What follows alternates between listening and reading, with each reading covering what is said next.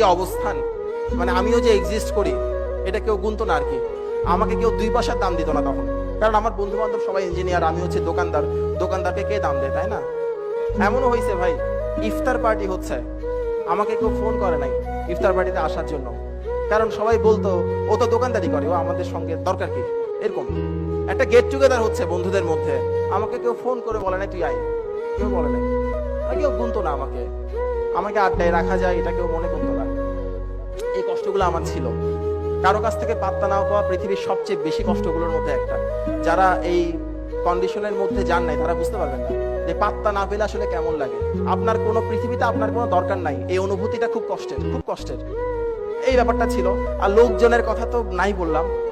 যখন আপনি কষ্টে থাকবেন, যখন আপনার যন্ত্রণা থাকবে, তখন আপনাকে 2টা ভালো কথা যারা বলবে তাদের সংখ্যা আপনি হাতের করে গুনতে পারবেন। 1 জন 2 জন, আর তো মনে করতেছে না আর কেউ ভালো কথা বলছিল আমাকে, এরকম কেউ তখন ভালো 2টা কথা বলে না।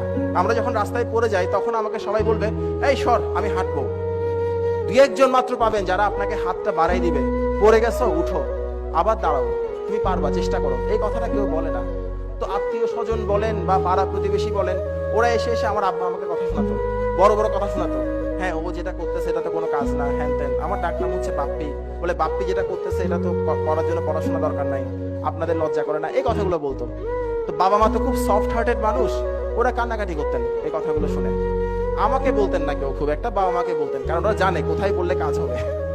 ওই জন্য আব্বু আম্মুকে শোনাতো। আর বাবা মা যেটা করতো, চোখের পানি ফেলতো, আমাকে বলতো যে বাবা তুই একটু ডিগ্রিটা কমপ্লিট কর, লোকজনের তো অনেক বড় বড় কথা শোনাই, আমরা তো লজ্জায় মানুষকে মুখ দেখাতে পারতেছি না। তবে আমার মুখ দেখাতে অসুবিধা হতো না, আমি দেখাতে পারতাম। আব্বু আম্মু দেখাতে সমস্যা হতো। আমি মুখ দেখাতে পারতাম, গিয়ে লোকজনকে সালাম দিতাম, সালাম দেওয়ার পর ওরা কেমন কেমন করে তাকাতো, তখন খারাপ লাগতো, আর না হলে অসুবিধা হতো না।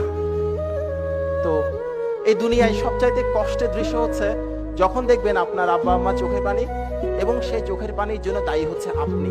আমি সেই কষ্টের মধ্য দিয়ে আসছি। আমার জন্য আমার আব্বা কান্না করছে, আমাকে জড়াই ধরে কান্না করছে, এটা আমি ভুলবো না। খুব কষ্টের, এই ফিলিংসটা খুব কষ্টের।